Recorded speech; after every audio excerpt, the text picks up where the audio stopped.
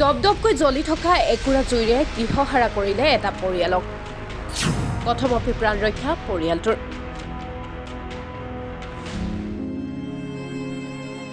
ঘাট প্ৰতিঘাতৰ মাজেৰে আহি পৰিয়ালটোৱে কষ্টৰ বলত উপাৰ্জন কৰা ধন খৰচ কৰি সজাই লোৱা হলচেলৰ দোকানখনৰ সামগ্ৰী চকুৰ সন্মুখত নিমিষতেই ভস্মীভূত হ'ল।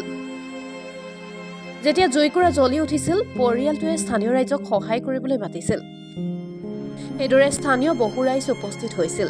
জুই নিৰ্বাপন কৰিবলৈ বিভিন্ন ব্যৱস্থা লৈছিল, কিন্তু বিধ্বংসী জুইয়ে লাখ লাখ টকাৰ সকলো সামগ্ৰী নিমিষতে শেষ কৰি গ'ল। এই ক্ষেত্ৰত ঘৰখনৰ মুৰব্বীৰ সৈতে আমি কথা পাতিছিলোঁ। তেওঁ কি কৈছে চাওঁ আহকচোন। এইটো কাৰেণ্টৰ পৰা হৈছে লাগিছে।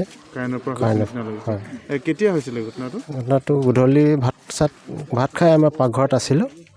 পটককৈ লাইটটো গুচি গ'ল। পটককৈ আহি চাইছোঁ বেলেগ ফালে কাৰেণ্ট আছে, ইয়াত লাইটটো অফ হৈ গ'ল। তেতিয়া পটককৈ দোকানত আহি চাইছোঁ, দোকানত গোটেই জুই লাগি আছে। আপোনাৰ এইটো দোকান আছিলে নেকি? দোকান হ'লচেলাৰ দোকান আছিলে। হ'লচেলাৰ দোকান আছিলে। কিমান মান বস্তু আছিলে?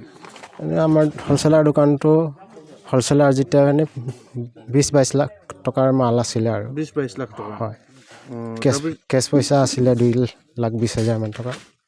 কেছ পইচাও আছিলে? কেছ পইচাও আছিলে। কি বস্তু আছিলে তাত? দোকানৰ বস্তু এতিয়া বহুত বস্তু আছিলে, যিমান গেলামাল আইটেম, তাকে চাউল, দাল, আটা, যিমান কাঁহী বাতি আদি কৰি যিমান চব বস্তু, কাঁহী বাতি, টেবুল, লোহাৰ লৈ কিনে চাউল, যিমান মানে দোকানত বস্তু পায় সেইখিনি চব আছিলে আৰু চব আছিল। বিভাগীয় লোক আহিছিলে কোনোবা? প্ৰশাসন আহিছিলে। তেখেতে কাইলৈ থানাত মাতিছে। হয়। আপুনি চৰকাৰক কি ক'ব এই সন্দৰ্ভত? কি কমেণ্ট, কিবা যদি সহায় কৰিব পাৰে তেতিয়া ভাল হ'ব আৰু। হয়। আপোনালোকৰ তেতিয়া ঘৰ বাৰী যি আছিলে চবটো জ্বলি শেষ হৈছে? জ্বলি শেষ হয়। আপোনাৰ আৰু গাড়ীও আছিলে, বাহনো আছিলে, সেইখিনিত একো প্ৰভাৱ নপৰিলে? তেনেকৈ প্ৰভাৱ পোৱাৰ আগতে ৰাইজে আহি দাঙি মেলি উলিয়াই চাইড কৰিছে। গাড়ী চাবিটো জ্বলি গ'ল? চব জ্বলি গ'ল। অকল গাড়ীকেইটা আছে। কাগজ পত্ৰ চব জ্বলি গ'ল। একো নাই, মুঠতে অকল মানুহটোৱে আছে।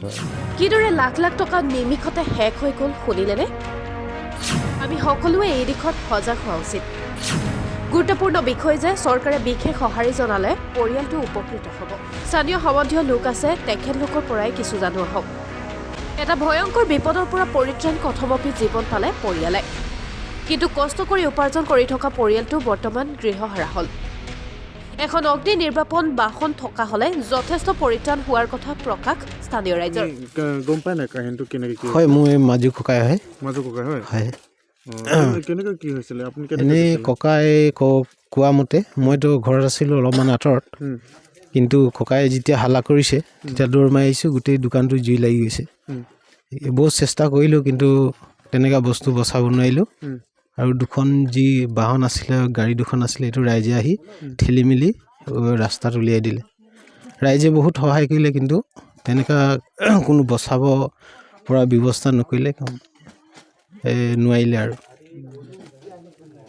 বেছিকৈ জুইটো প্ৰভাৱ পৰিলে, সেইকাৰণে ৰাইজে দৌৰি আহে, মানে পানী চানী মাৰা, মানে পানী যি টিউবেলৰ ব্যৱস্থা আছে সেইটোও বেয়া হৈ গ'ল।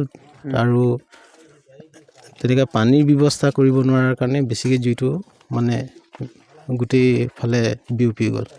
এখন জুই নোমোৱা গাড়ী অতিকৈ প্ৰয়োজন হৈ আছে, হয় নাই? হয়, আমাৰ এই অঞ্চলত জুই নোমোৱা গাড়ী যদি এখন থকা হ'লে হয়তো আমি আধা অংশ হ'লেও বচাব পাৰিলোঁ হয়। সেইকাৰণে আমি চৰকাৰক অনুৰোধ কৰিম যাতে আমাৰ এই অঞ্চলত তেনেকুৱা ধৰণৰ অগ্নি নিবাৰক বাহন এখন থকাটো ভাল। চৰকাৰে এই ক্ষেত্ৰত কি ব্যৱস্থা ল'ব সেয়াহে গুৰুত্বপূৰ্ণ বিষয়।